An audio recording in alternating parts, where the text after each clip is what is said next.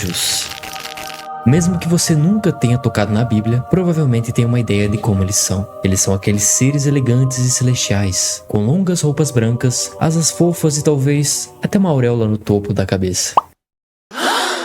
Também sabemos como são os bebês anjos, os querubins, aqueles pequenos, gordinhos e fofos, que seguram um arco e uma flecha. O tipo de coisa que você veria em um cartão de Dia dos Namorados, certo?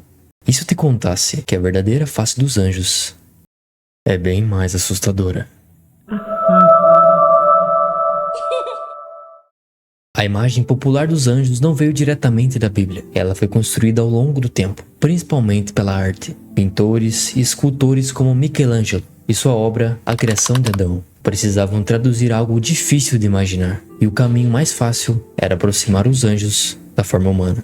O problema é que essa adaptação simplificou demais, e aos poucos criou a ideia de que anjos são seres frágeis, delicados, quase decorativos. Mas quando você volta para o texto original, percebe que essa ideia não se sustenta.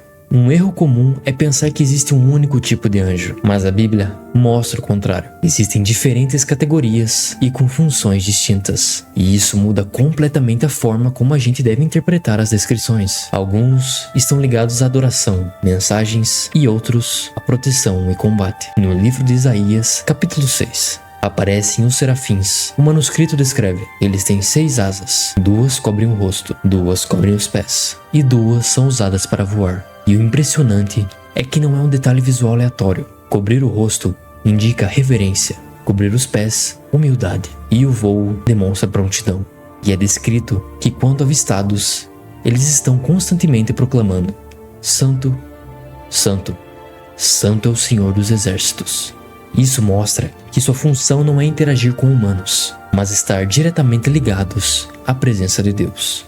Já no livro de Ezequiel, a descrição é completamente diferente. Os querubins têm 4 rostos: homem, leão, boi e águia, e seus corpos são descritos como cobertos de olhos. Só de imaginar um ser com essa aparência vindo diretamente a você é bizarro. Para mim, a frase "não tenhas medo" faz cada vez mais sentido. Ou seja, por mais que pareça, não é uma descrição para assustar, é uma forma de comunicar atributos.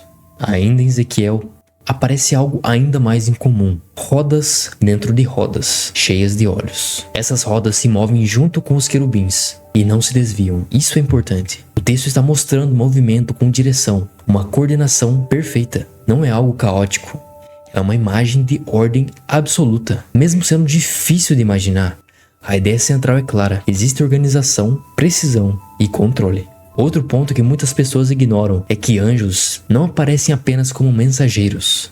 Em vários momentos, eles executam ações diretas, como no momento em que um anjo desce dos céus para lutar contra Jacó, com a intenção de transformar seu caráter, ensinando a ele a depender de Deus e não de sua própria astúcia. Eles anunciam eventos importantes, protegem pessoas e também participam de julgamentos. Isso mostra que eles não são passivos. Eles fazem parte ativa daquilo que está acontecendo.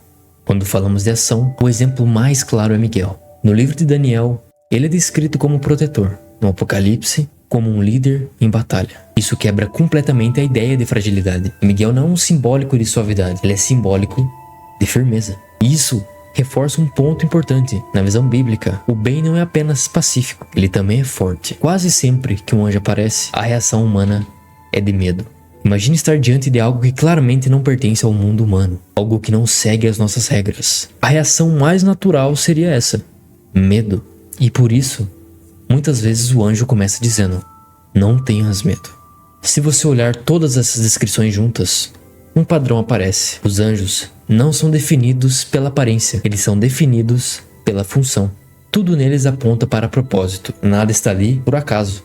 E quando a gente reduz isso a uma imagem simples, a gente perde o principal. Então, talvez a pergunta mais correta não seja como os anjos são, mas sim o que as descrições querem mostrar. E a resposta é consistente, que existe uma realidade além da nossa, com função e propósito, mesmo quando não conseguimos visualizar completamente. Agora, eu quero saber de você.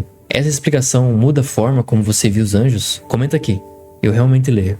E se esse vídeo te trouxe uma visão mais clara, deixa o like. E se quiser continuar vendo conteúdos assim, pode se inscrever no canal.